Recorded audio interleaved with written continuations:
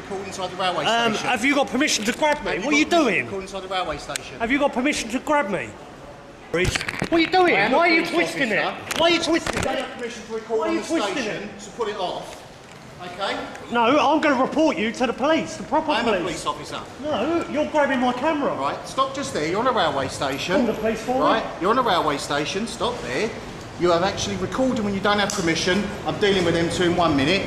Do us a favour, Mark. Get this guy's details. He hasn't got permission to record on the railway station. And I'm advising we are the police. So why did he feel the need to assault me? You was putting the camera in his face. He was asking. That's no need to assault someone, is it? Sir, he was asking. He was protecting those women's dignity. No, I wasn't filming them women. For all we know, you could be filming them for. But you didn't know. He grabbed it. You could be filming them for other reasons. But he grabbed it, didn't he? He was moving the camera. He didn't know that. He grabbed it. No, he grabbed it and twisted it. Okay, sir, Believe me, I've got that as evidence now. I'm sure you've got that on evidence, sir. Anyway, sir. I'm going to ask you to leave the station, please. I've got to go. I've got to get a train. All right, then, sir. No problems. You spilled your beer everywhere. I apologise for that. That was an accident because your colleague tried to grab me. When the officer moves in and tries to shut things down before Dom has even properly started recording, it immediately sets the tone for how the interaction will unfold. Rather than explaining any rule or boundary, the focus shifts straight to stopping the camera. When that doesn't work, the officer escalates, reaching for it repeatedly and eventually grabbing hold of it in a way that risks damaging it. That's a significant step, especially in the absence of any clearly stated legal justification. The later claim about filming women only appears after this escalation, which makes it look less like a genuine concern raised at the time and more like an attempt to justify actions that had already taken place. Right. Yeah. I don't mean you any harm, but there's no need to act like an arrogant fool. I'm not a police officer. No, but you're dressed like a clown and you're acting like one. Right, sir. I want his details or I'm going to report him. Before what? Right, so your behaviour is unacceptable for the railway. No, it's not. Yes, it is, sir. What do you mean? What? Because that man just grabbed me. Sir. That man just grabbed me. You just called a member of the railway staff or a police officer on the railway. We are on the railway, sir. What did I call him? You called him a clown. No, I said that you're dressed like one and acting like one. I didn't call him one, did I? That's intimating that someone's a clown. No, it's not. Now, that is intimating. Let's look at legal evidence. That's not, is it? There's no evidence at all. So, due to your demeanour and your fact that I believe you're in drink, First one. Because of your eyes. First one. Want to do a breathalyser? I don't have to breathalyse. No. I'm going to ask you to leave the station, please, sir. But I've got to get a train. I'm asking you to leave the station. But I've got to get a train. So your behaviour is unacceptable on the railway, and for your safety, because of your drink, I'm asking you to leave My the railway. safety? I've done nothing wrong. I've got to get home, and it's the last train. The railway, it's your attitude and your demeanour on the railway. You're unfit to be on the railway. No, you're unacceptable behaviour on the railway, sir. Your friend just grabbed my camera. Simple as. You I've were done filming nothing wrong. other passengers. There's nothing wrong with filming people. Look, there's cameras everywhere. There is. Even after Dom makes it clear he's not there to cause trouble, the tone doesn't soften, which suggests the issue may be less about safety and more about how the interaction is being challenged. The moment he questions the officer, the focus shifts to demanding his details, raising the question of whether this is about actual behaviour or simply a reaction to being pushed back on, labelling his conduct as unacceptable. While his simply standing with a camera doesn't add much, particularly when no clear boundary has been identified or explained. The repeated concern about filming passengers also struggles to hold up when the same space is already covered by CCTV. That makes the objection appear selective rather than based on a consistent principle. These are used for you don't see me. Security. Yeah, I was doing it for safety. Look, warning, you're on CCTV. Yes, sir, that's absolutely fine. And he grabs it. Yeah, once you I've done nothing wrong. So once you get up close to that and you see that, yes, you are on CCTV. Have I done anything wrong? Right, sir. By law. You were filming females. You have to ask permission from the duty station manager if you want to film on the station. No, I was filming for my safety. And when I see like people coming up accosting people, regardless, you have to ask permission from the duty station manager. No, listen. That's okay. No, so there's rules on the railway. Yeah. All right, but like, tell me what law is being broken by filming here. It's against the bylaws. You have to Railway have permission. What law by law? There isn't one, is there? Yes, there Tell me is. what one. Come here. Brilliant. At the end of the day, sir, you're on private property. The same rules don't apply here as they do out in the street. It's as simple as that. But in order to film on the station, he needed your permission. Is that correct? Can you tell me what bylaw is being broken then, please? Because you shouldn't be filming on the station without seeking permission. We would like to know... Great. Can you tell me what bylaw is being broken, please? It's something that's been asked Southern to operate. It's a policy that Southern operates. Trying to draw a distinction between CCTV and Dom's filming doesn't really hold up. While station cameras are installed for safety, members of the public are also entitled to record in publicly accessible areas for their own protection. That isn't a right reserved solely for authorities.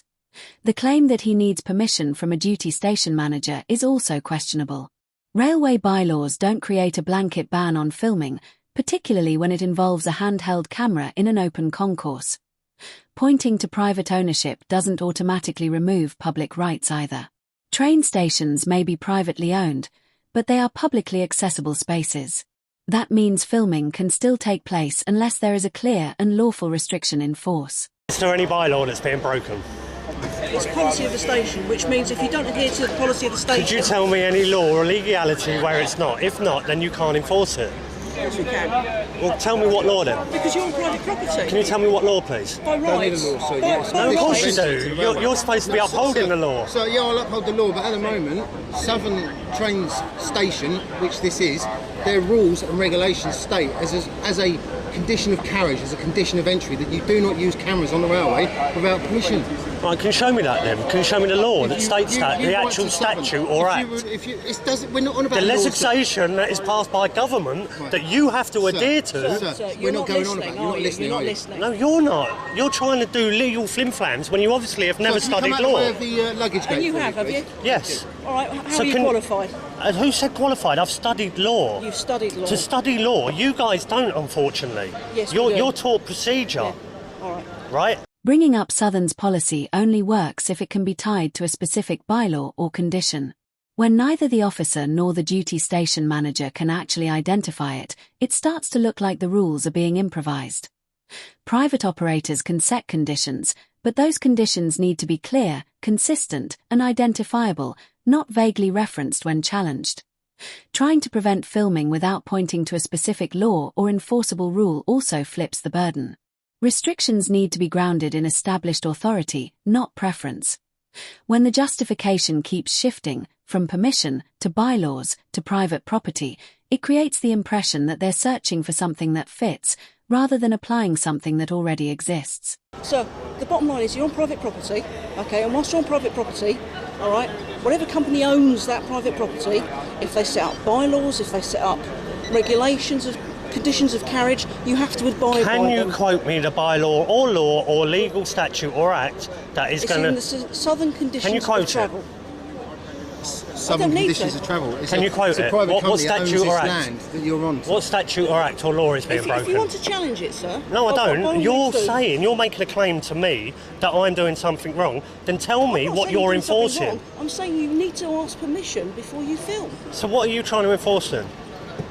If I'm not Conditions- doing anything wrong, you're not Conditions- saying I've done conditions- anything wrong. conditions- Have I done anything wrong? In my You've opinion, breached sir. the conditions What conditions? that Southern have set for... Not that I've agreed to. If we're policed by consent, Well, then if surely you I don't have to agree, then adhere. you should leave the station, shouldn't you? If What- you're not prepared to adhere So where does it to say on Southern my ticket? regulations... Where does it say on my ticket that I shouldn't be filming? Terms and Conditions- conditions apply, it says on your ticket, sir. All right, can you please now show me the terms that says I You will can't have film? to write into Southern and ask them No, for I that. don't, right? Yes, so you do. You're trying to make No, claims no, upon no, me. no, sir. And in fact, you've made me miss my train, I think. No, you've made yourself miss the train, sir. They fall back on the claim that Dom has breached conditions, yet when pressed, nothing specific is ever identified. No sign, no written rule, no clear policy. The argument that he's agreed to these terms simply by buying a ticket only carries weight if those terms are clearly defined and actually relevant to what he's doing. Purchasing a ticket doesn't mean restrictions can be invented on the spot. Dom makes it clear he's willing to comply with any legitimate rule if it's shown to him, but that never happens, because nothing concrete is produced. Instead, the conversation circles back to its private property, as if that alone creates restrictions. In reality, it only allows conditions to exist, and those conditions still need to be clearly identified and justified. I've already told you you're not travelling, sir. What do you mean? I'd already told you you're not travelling because your behaviour was unacceptable on the railway. What do you mean? Unacceptable because You you're a can't colleague? go round filming. Where's the nearest police station? You can't go round filming. No, the proper police, not Okay, British then. Transport Police. I know you swear an oath and the rest of it, but I want to Okay. speak to actual constables Okay, Still separate. being incredibly rude. No, how's that being incredibly rude? I've just stated it to you quite clearly. Go and ask the Sussex officer, sir. Go up to James Street and ask the Sussex officer about railway bylaws. No, I want to go and report an assault. I've got it on camera. Okay, sir, go and please. I'm going to do that. That's not a problem. Report that. Look, if you wait a moment, please, don't speak to me. Right, wait a minute. I was trying to get my duty inspector on the phone so they could speak to you. Right. So if you wait for a moment, I was trying to help you, but you weren't being very helpful. You weren't helping yourself. Really? So yes, sir. No, I was just asking you for your surname. Right, I was just asking for your surname, but you were being quite rude about that. No, I'm not. Am I obliged to give it to you? No, you're not, sir. No, you're not. I've done nothing wrong. Right. I'm trying to help you. I've been accosted by your colleague. Right. Sir, you wish to make a complaint about police. Right. No, who said that? I need to speak to your supervisors. And I'm trying to facilitate that. Great, I've got details now, so I'm happy. Right. Do you want to speak to our duty inspector in London? This is what I'm asking. No, I've just been denied travel because of you guys. I'm taking this further. That's the last train. Do you know what I mean? There's no more trains, so you guys can't help me now. Dom missing his train becomes a direct consequence of the officer's actions. One of them then goes further, deciding he's not allowed to travel at all, a decision that isn't theirs to make. Railway staff may set conditions for travel, but a police officer cannot simply block someone from boarding based on personal disagreement, especially when the situation only escalated after an attempt to take hold of his camera. Denying someone lawful travel without a clear legal basis risks crossing into an overreach of authority, particularly where no offence has been established and no lawful direction under railway bylaws has been clearly issued. Dom saying he'll take it further isn't just frustration, it reflects available options. He can submit a formal complaint, seek disclosure of body-worn footage, and, if appropriate, explore civil action to challenge how the situation was handled. You see how distressing that is for someone that has been denied travel for something... I denied you travel, sir, because your behaviour was unacceptable on the railway. What, because I got grabbed by your mate? Sir, because then I don't need your help anymore. Just grabbed your radio, right. How would you be? You'd be a lot worse than that, wouldn't you? No, of course I wouldn't. You'd put me on the floor and put me in cuffs, dude. No, I wouldn't. What, look, if I grabbed your radio, you'd put me on the floor... You just covered me in lager. Ultimately, you were pulling away. That was your friend knocking the beer out my hand. You pulled away with a can of lager, covered me in lager. Because he's grabbed my camera, Did I put you on the floor? But your friend grabbed the camera. Right, that wasn't my action. If I poured this over your head, what would you do? What would I do? I'd arrest you. Right, so therefore, right, I think I acted quite accordingly, really, compared to what happened. All your statutes and acts are acting upon the person. Yeah. Right? A person is legally defined as a corporation. So the whole legal system see us as corporations and have you enforcing that. So that's why you guys get the flack on the front line there. So I feel for you. Thank you, sir. But if you want me to write this incident down, I'm quite happy to go and write this incident number down. I've got your number now. now. I'll give you a phone number, a telephone number. Just an 0800 number and an incident number so you can refer to if you want to call in and speak about this incident with a senior officer. Barrett 4680, I've got your number and everything like that. I've got everything I need now. Okay. We can't get home tonight. Yeah, so that's distressing. Blinded, I never stopped you from travelling, sir. You stopped yourself from travelling. No, but you stopped me. You stopped me. I'm going to leave me, mate. You stopped me for what? Because my camera was grabbed. No, I stopped you because, in my opinion, you were filming females that didn't want to, I wasn't, though. That wasn't. In your opinion, so your opinion was wrong. Yes. Yeah, maybe my opinion was wrong, sir, but that's... I was filming for public safety, just as much as the CCTV Okay, then, does. sir. That's your opinion. So, there you go, right, and I'll leave it on a happy note. There doesn't appear to be any public update on whether Dom took things further, which is frustrating given the nature of the interaction. Situations where someone is prevented from travelling due to police actions usually raise questions that warrant follow-up. The officers walk away without any visible accountability, despite their decisions directly affecting Dom's ability to continue his journey. It becomes more concerning when one officer admits the decision to stop Dom from travelling was based on personal opinion, and even concedes that opinion might have been wrong. That highlights how fragile the justification was. Policing decisions that impact someone's freedom of movement need to be grounded in clear legal authority, not individual judgment alone. By the end, Dom is left having missed his train, with no offence established and no clear rule explained. The disruption originated from the intervention itself, escalated from there, and ultimately ended without any meaningful resolution.